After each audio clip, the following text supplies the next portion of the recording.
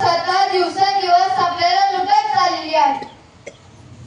पण या इंग्रज सत्तेविरुद्ध आवाज उठवणार कोण? मी उठवणार